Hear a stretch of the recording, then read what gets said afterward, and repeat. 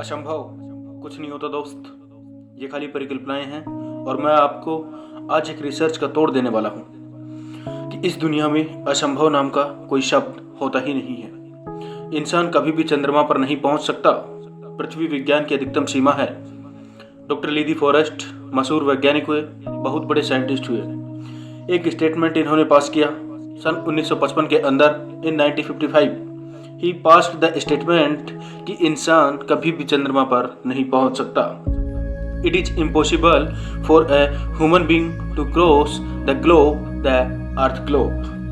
पृथ्वी विज्ञान की अधिकतम सीमा है, लेकिन किसी बहरे ने इस बात को सुना नहीं और पहुंच गया एक आदमी अपना बस्ता उठा के, जिसका नाम था नील आर्मस्ट्रॉन्ग इन 1969। और उसके बाद तो स्पेस जर्नी ऐसी हो गई कि जैसे मैं और आप अभी पतिया और बैंकॉक चले जाते हैं।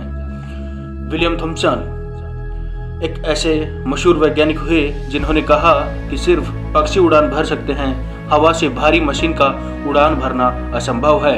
इट इज इम्पॉसिबल कि हवा से कुछ भी भारा हो और वो उड़ सके, क्योंकि ग्रेविटी उसको गिरा देगा। लेकिन तमाचा मारा इन लोगों ने और लिख के दिया कि हमने साइकिल के स्पेयर पार्ट्स से इंसानों को पक्षी बना दिया। क्या कि हमने साइकिल के स्पेयर पार्ट्स से इंसानों को पक्षी बना दिया। 16 साल लगे राइट ब्रदर्स को जहाज का निर्माण करने में, लेकिन इन लोगों ने उसकी बात नहीं सुनी जो कहते थे कि वायु का सिद्धांत तुम्हारे विपरीत है। ये बातें भंवरे को कही जाती थी कि भंवरा वायु के सिद्धांत के कारण कभी भी जीवन में उड़ नहीं सकता, क्योंकि उसके पंख उसके शरीर से हल्के रहते हैं। लेकिन भंवरा साला किसी स्कूल में आज तक गया ही नहीं। My doctor told me I will never walk again. मेरे डॉक्टर ने कहा कि तुम कभी चल नहीं सकोगी। My doctor told me I will never walk again. My mother told me I would, and I believe in my mother rather than doctor. Wilma Rudolph एक ऐसी एथलीट हुई जिसको पोलियो था। डॉक्टर ने कहा कि तू चल नहीं सकती। क्या कि डॉक्टर ने कहा कि तू चल नहीं सकती। माँ ने कहा तू चल सकती है। उसने कहा कि मैंने डॉक्टर की बात नहीं मानी, मैंने अपनी माँ की बात मानी। 3 ओलंपिक गोल्ड मेडल्स जीती है लड़की। 3 ओलंपिक गोल्ड मेडल्स, जिसको डॉक्टर कह रहा है कि तू चल नहीं सकती, लेकिन माँ कह रही है कि तू चल सकती है। इसलिए मैं आपको बता दूं शायद बहुत छोटे थे अल्बर्ट आइंस्टीन दुनिया के महान वैज्ञानिकों में से एक हुए। मंद बुद्धि कहा जाता था उनको। 8 साल के थे, घर पहुंचे, माँ को एक चिट्ठी दिया।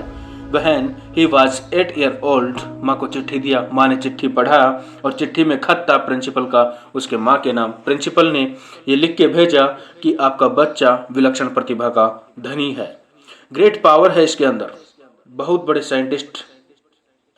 बड़े साइंटिस्ट बने बड़े होकर। मंद बुद्धि बचपन में समझा जाता था आपका बच्चा विलक्षण प्रतिभा का धनी है, इसके अंदर असीम संभावनाएं हैं, जो हमारा स्कूल, हमारी मैनेजमेंट, हमारी फैकल्टी, हमारा टीचर इस लायक नहीं है कि हम आपके बच्चे को अच्छी शिक्षा दे सकें।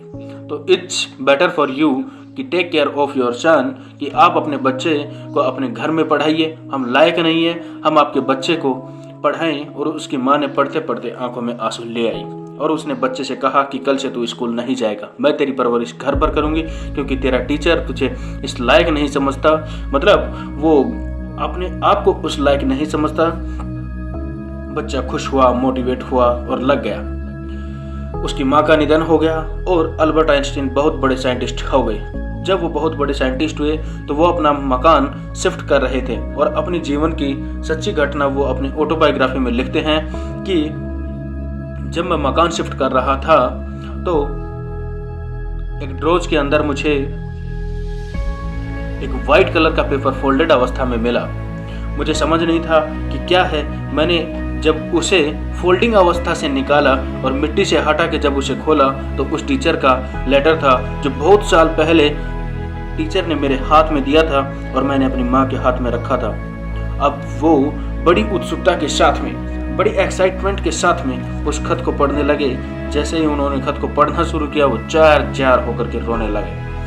उसमें लिखा था कि तुम्हारा बच्चा मंद बुद्धि है, ये हमारे स्कूल के लायक नहीं है, इसको आज के बाद हमारे स्कूल में मत भेजना, इसकी परवरिश खुद किया करो। माँ ने उल्टा पढ़ा। माने उल्टा पड़ा कि नहीं, ऐसा नहीं है, तू सब कुछ कर सकता है, तेरे आसपास ऐसी पावर है, तेरे में असीम प्रतिभा है, यू कैन डू। दोस्तों, इस दुनिया में किसी की बात मत सुनना। क्या कि इस दुनिया में किसी की बात मत सुनना। नेवर नेवर बिलीव एनीबॉडी कि जो तुमको बोले कि तू नहीं कर सकता, कान पे मारना खींच के, बोले साले तू नहीं कर सकता, हम करें।